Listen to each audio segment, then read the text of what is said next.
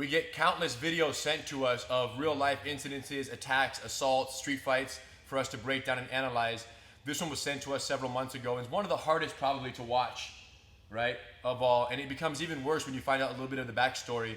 A 14-year-old girl named Naomi Johnson in Anchorage, Alaska, was lured to kind of a slumber party at a house of her best friend, right, in quotes. And when she got there, she was violently, right, brutally attacked by at least 3 or 4 girls. There were other onlookers there, including some young men. And it was just one of the most ridiculous and gut-wrenching and difficult videos to watch when it comes to bullying that we've ever seen. So we just wanted to give you a fair warning. We want you to watch this, see this if you haven't already seen it, and then we want to address both this incident and some of the most common myths about bullying that allow incidences like these to take place and to happen. So check it out and we'll talk about it.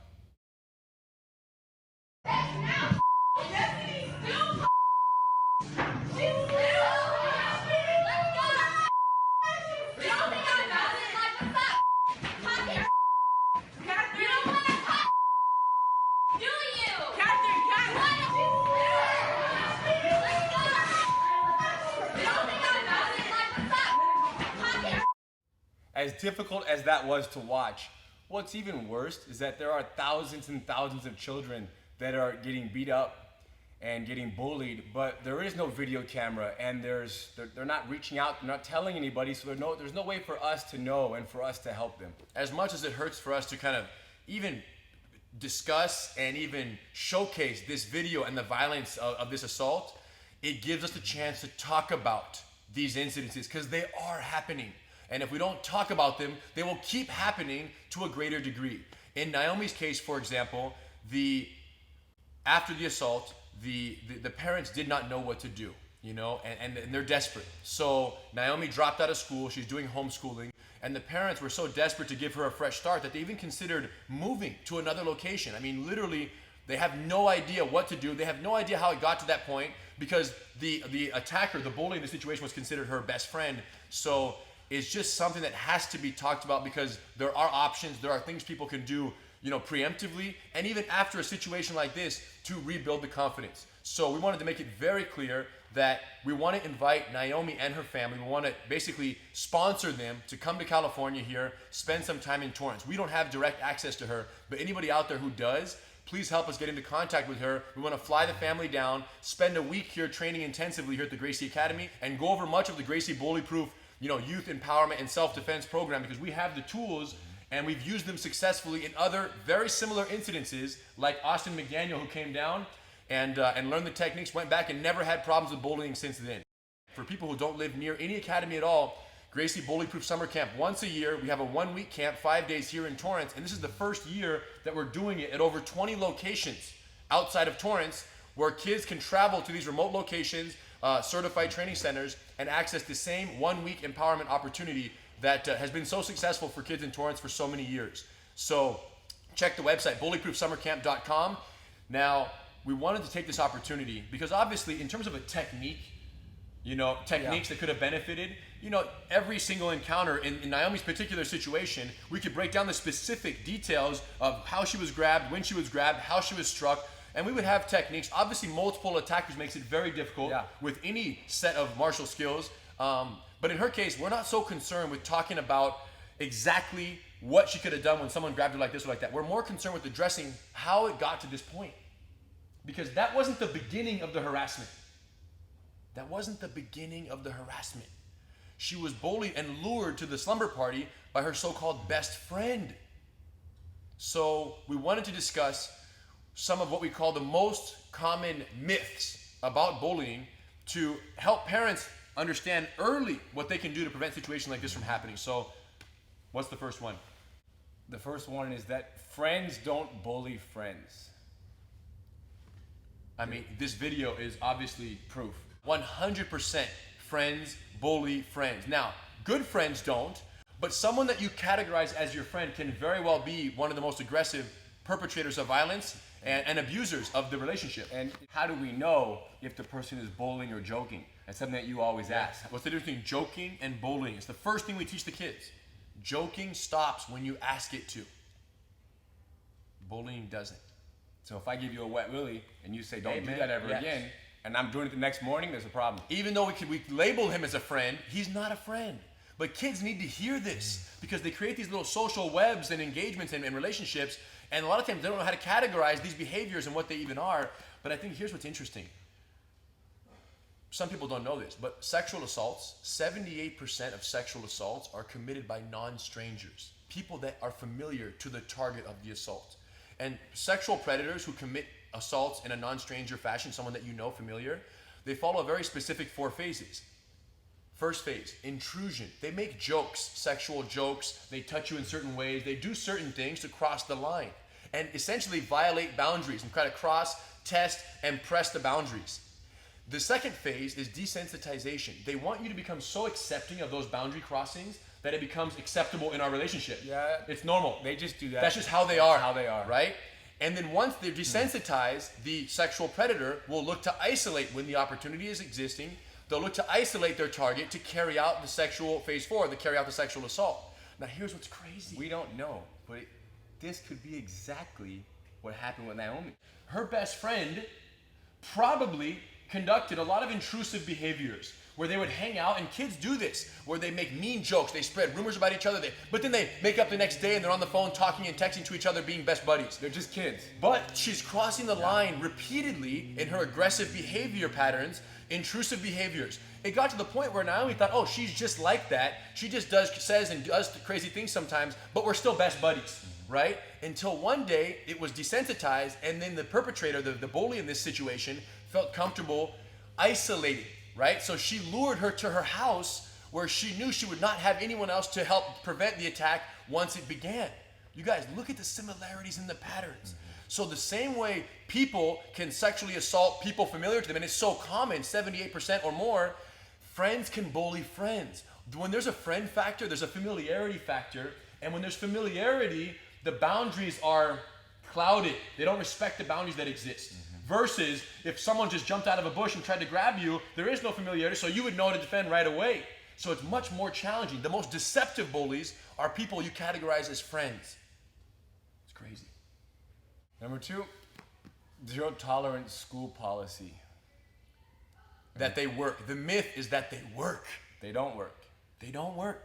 And not only do zero tolerance school policies not work, but they work against the policy followers. And they work for the bully. Yes. How? Yes. The bully knows that if I'm the bully and I'm asserting myself and I'm harassing Hidon on a daily basis, I know that as a good child, he cannot do anything, especially physical, right? So that way it'll never get brought up to the teachers. So since I know that Hidon is handcuffed by the school policy, I can abuse him as much as I'd like. As long as I don't cross the threshold of you outraging and swinging and fighting me, I can pester verbal harassment, rumor spreading, relationship, exclusionary bullying, all these types of harassment that may not be categorized as beating someone up, so they don't cross that line of being a fight, but everything up until that point the bully will abuse because he knows you can't do anything in response, especially physically, and in any other way because you don't want to be stung by the policy that is there to protect you but is actually handcuffing and harming you. So what's crazy, how can a parent work with this and what should they do? Well, we have to have our own policy, right? In my family, I have a policy, and the policy is if you're being harassed, bullied, you can do whatever it takes to solve the problem. The goal is to give them the tools to solve the problem in the best way possible, in the safest way, right? And protecting the child, but also putting themselves first. Because your child is very scared of school policy and even more so of parent, right, punishment when they get home for violating the policy. So what Hidon's proposing is by you essentially debunking the policy and telling your child, listen, regardless of school policy, if you ever stand up for yourself, you will never be wrong in our eyes. And this is very easy to do for parents who have children training jiu-jitsu, because jiu-jitsu, when I see 2 children fighting and when one does jiu-jitsu, I don't classify that as a fight. I say, wow, look, there's one child controlling the situation. Right. Right? And when your child does jiu-jitsu and you know what jiu-jitsu means, how it doesn't involve punching and kicking, you're okay to tell your child, you know what? Deal with the situation because you know they're going to do it in a safe way. top bullying myth number 3 is that your child will tell you if they're getting bullied. This is so important.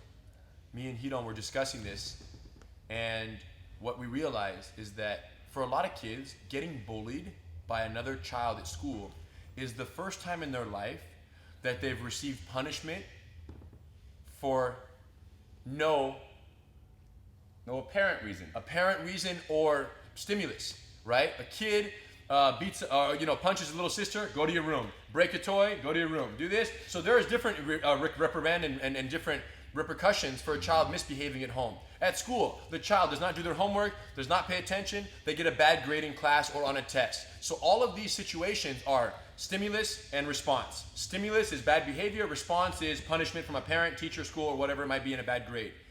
Bullying is a situation where, for no apparent stimulus, or no stimulus at all, the bully who learned those aggressive tendencies, bullies are not born, they're created. The bully goes to the child, harasses them because they like it and it energizes their social status, it really contributes to their social standing in school, and they do it. And the victim or the target of that harassment goes home. What do they think though? They go home with their head down and they don't want to say a word to anybody because they're just trying to figure out what it is that they did. Yes. And if they can't figure it out, then they're making things up in their mind as to why they deserve that and why it's okay. So if they don't know the stimulus that caused the negative response, the bullying, they're going to make something up and make themselves deserving of that harassment. This is a huge problem if you're a parent, because the most important thing is that your child does speak about it and that you have communication, you have open communication regarding any potential harassment that is happening at school or otherwise. You know what I compare it to?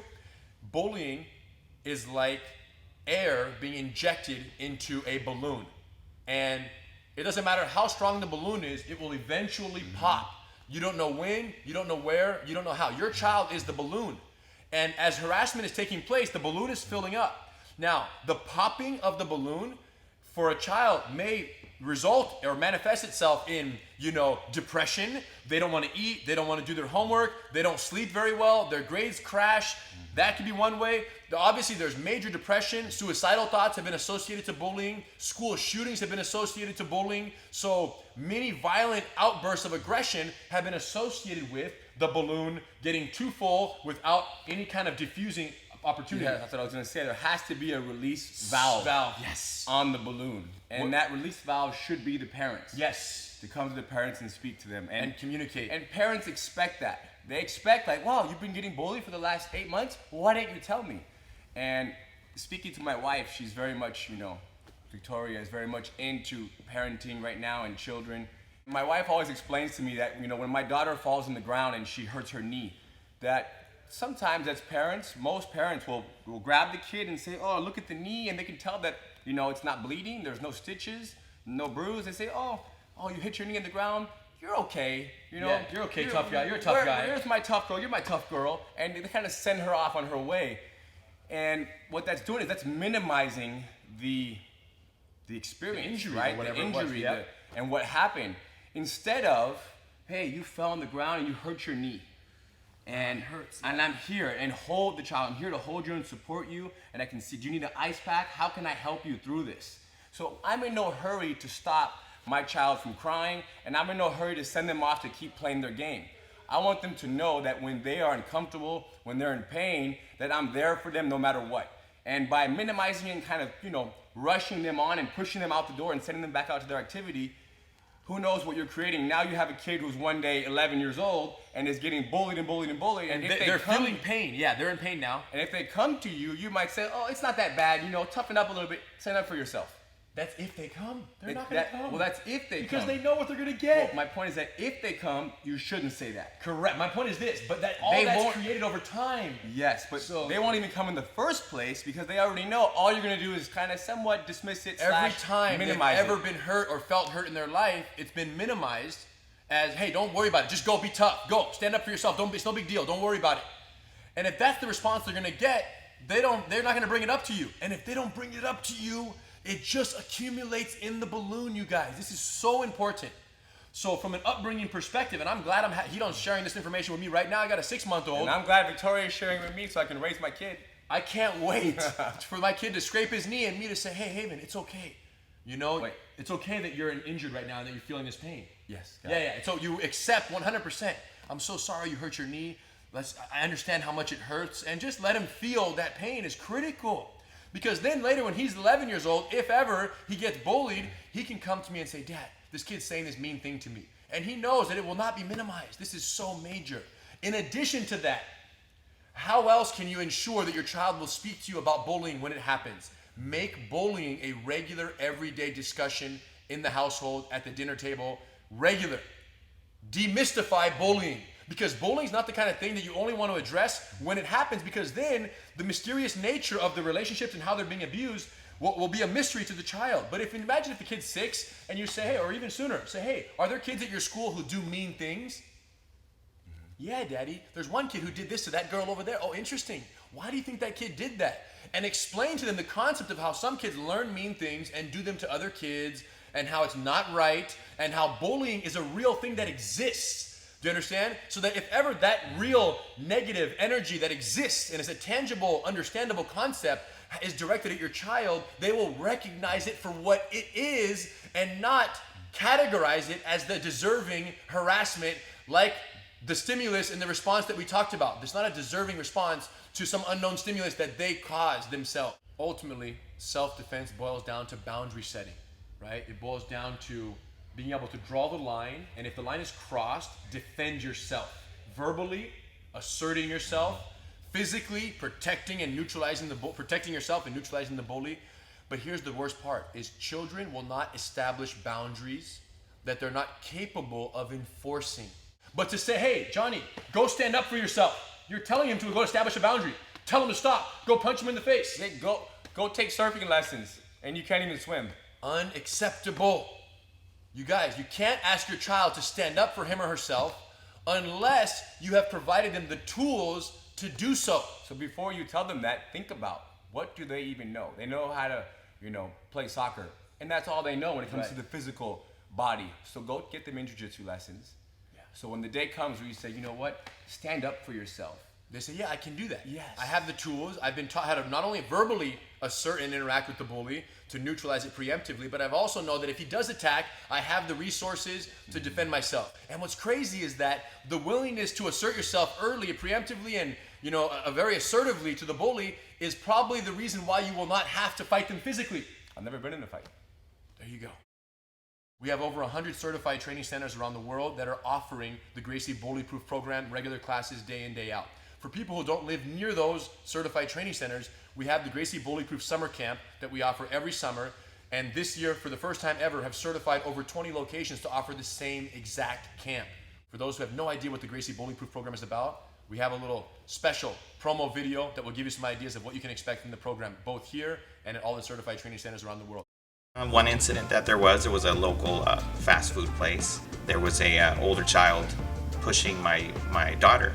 And he was bullying my sister, like pushing her down the slide, and I told him to stop once. So then he did it again. He pushed my sister against the fence.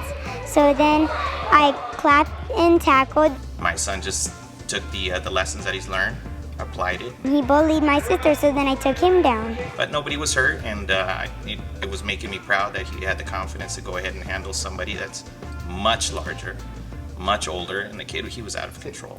I have no doubt that the single greatest benefit of growing up in the Gracie family and all the skills that came with it was knowing that I could resist pressure from my peers and there was nothing they could do about it. This is the most important gift we aim to instill in every student of the Gracie BULLYPROOF program. Children grow up in a world of incredible uncertainty, especially within themselves. Giving them jiu-jitsu will help them own themselves so they can face life's challenges with the highest level of confidence. When your son or daughter says no, it will mean no.